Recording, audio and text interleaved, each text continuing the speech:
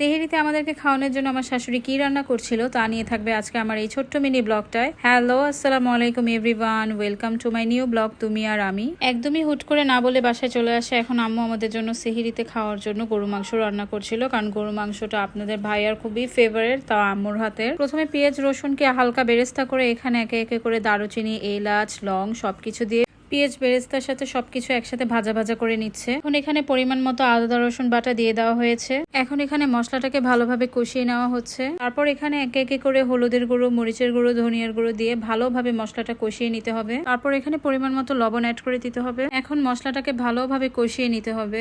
মশলাটা ভালোভাবে কষানো হয়ে আসলে এখানে গরু মাংসগুলোকে ছেড়ে দিতে হবে। এখন গরু মাংসগুলোকে ভালোভাবে কষিয়ে নিতে হবে।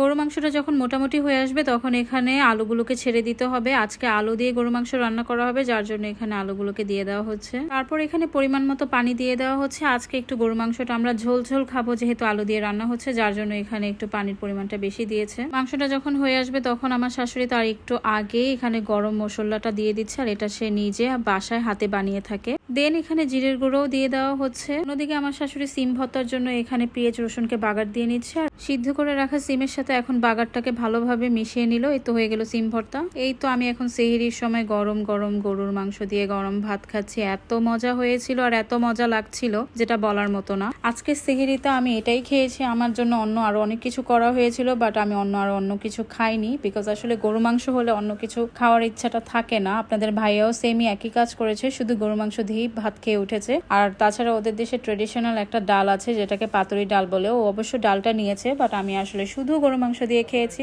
আমার আজকের ভিডিওটা এই পর্যন্তই। ভিডিওটা ভালো লাগলো অবশ্যই আমার পেজটাকে লাইক, ফলো এন্ড শেয়ার দিয়ে আমার পাশেই থাকবেন। আমার নেক্সট ব্লগের জন্য অপেক্ষা করবেন। নেক্সট ব্লগে আপনাদের জন্য অবশ্যই ইন্টারেস্টিং কিছু থাকবে। ততক্ষণে আল্লাহ হাফিজ।